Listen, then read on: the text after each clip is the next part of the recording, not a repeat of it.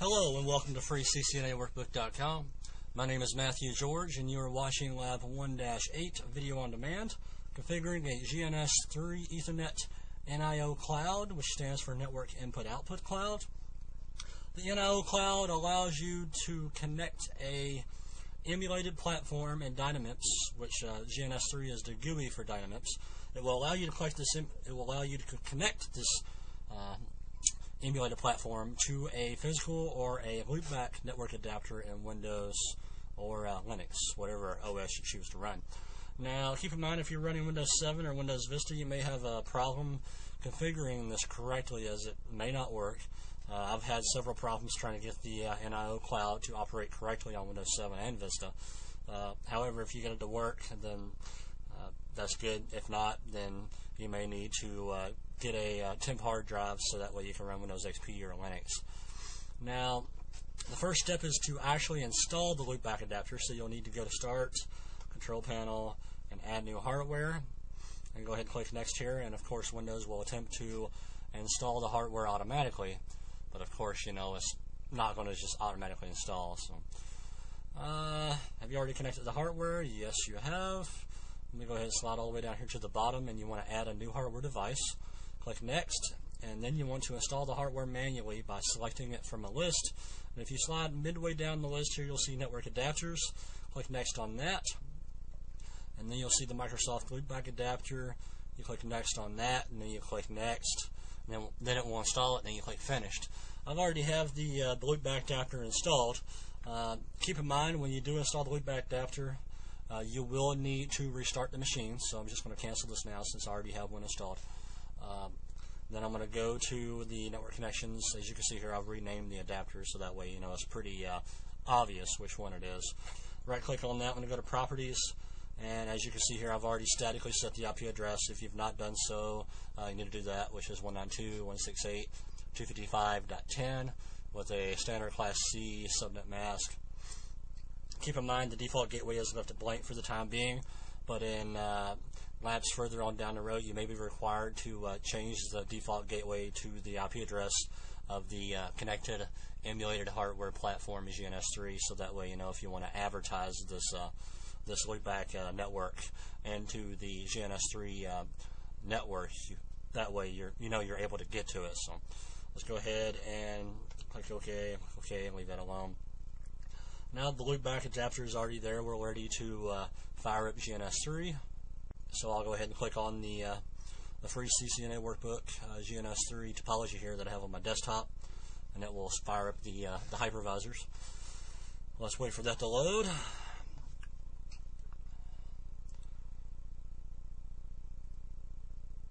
And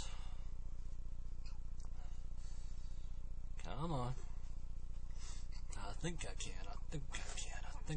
Alright, there we go. Let me zoom out a little bit here on the topology plane. And now we can drag over this cloud that you see from the node types, drag it over to the topology plane, and right click on the cloud and click Configure. You'll see the list down through here. If you have more than one cloud, you'll see the list of clouds down through here. But as of now, we have cloud 1. And if you click right here, right below where it says Generic Ethernet NIO, this does require administrator access, so if you don't have an admin account on the machine, you won't be able to do this. And we need to change that down to network adapter, and it will actually say the name of the interface as well as the type of the interface. So I'm just going to go ahead and click that there, and click Add, Apply, OK. And now I'm going to move this cloud down a little bit, and we're going to use switch 1 as the demo switch here. I believe I do the same thing here in the lab document. I believe switch 1. Let me go ahead and you have the option to just select Fast Ethernet. Click on this, and it only gives you one option. You select that, and I'm going to drag it over to switch 1, which it will automatically connect it to. Get on the switch 1, it will show that Fast Ethernet 00 is connected to cloud 1, and it tells you the Ethernet interface. Now that that's connected, I'm going to go ahead and fire up switch 1.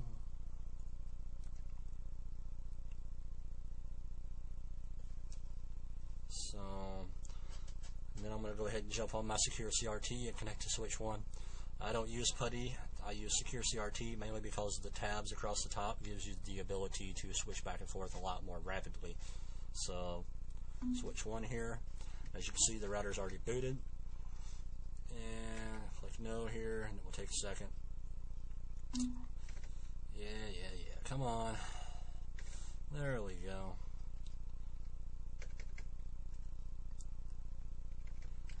And we're good. As you can see here, we got Ethernet, fast Ethernet 00. That's the interface that the cloud is connected to.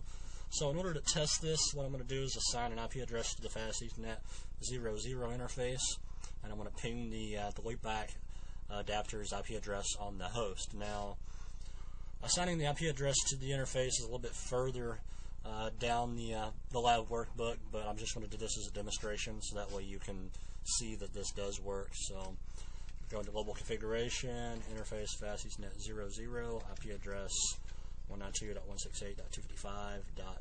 This would be 56. So with a standard class C subnet mask, no shut, to bring up the interface, and it's giving me a warning. Yeah. So now the interface is now up. So if we ping the loopback interface adapter, I believe it is .10, and you will see that I'm able to ping the loopback interface adapter of the host machine from this emulated platform. So one of the big advantages of having this is that you're able to communicate with the emulated router through Windows. So from Windows you can even ping the router, obviously, which will be .6, and you can see you have a reply here. And another example here is you can telnet, and you can see that you can get to it just like you're trying to communicate with a real router. So connection loss. So I believe that touches up on all the objectives for this lab here. If you have any questions, feel free to post some comments here on the lab page, and I will answer them as quick as I can. So I hope this video has been educational for you, and thank you for viewing.